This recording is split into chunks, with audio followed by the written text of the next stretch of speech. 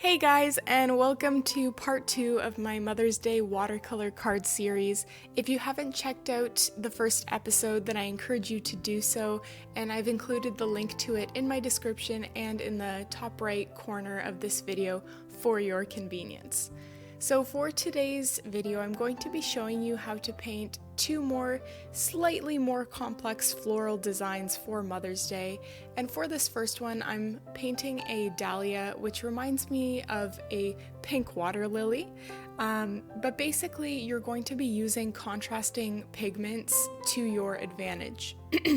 So what I mean by this is painting on pigmented flower petals and also more watered down flower petals to add that contrast. That is sort of what you're working with in this flower. And you can also add some yellow highlights in the center of the flower, but it's just a lot easier if you watch, I guess, my process rather than me trying to explain exactly how I painted the flower petals, because it is really just all over the place and super loose, and that's what makes it look so nice in my opinion.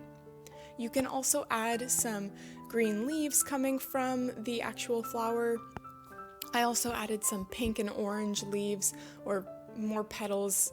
I was sort of going for an abstract look here, not exactly 100% accurate in the floral world. And you can also add some dots just to spruce up the flower a little bit as well. And once your design has dried, you can write on your Happy Mother's Day greeting and you're all done. For the second card, we're going to be creating sort of an oval-shaped wreath.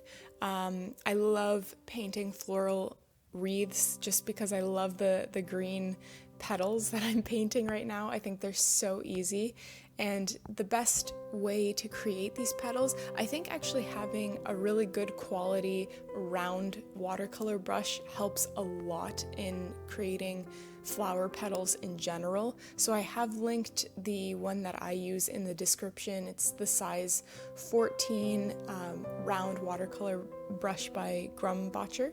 I think that's how you say the name.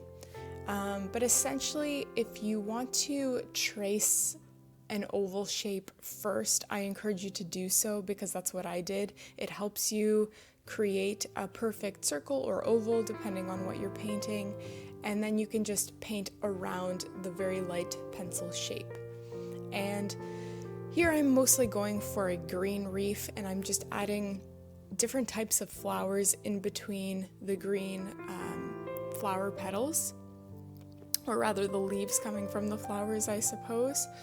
So I don't really know the names of all of these flowers, but I've seen some of these grow in my mom's garden. So these blue and purple ones I'm painting right now, if I find the name, I'll include it in the description somewhere. But basically, you can just have fun with this painting. I even decided to paint some very loose rose type flowers. They actually sort of remind me of carnations rather than roses, but they're really easy to create. You just create this circular pattern of rough lines, and it just turns into this really nice pattern. This was honestly the first time I tried this type of floral design, and they turned out really nicely.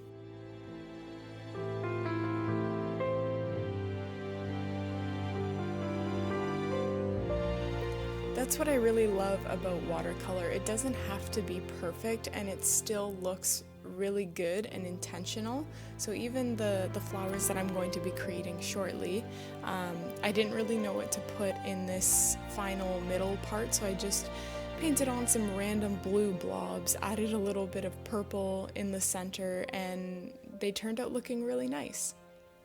Don't forget to write in your Happy Mother's Day greeting, and you are all set. You can also add some black accents, as I have here with a black pen or marker, but this is totally optional.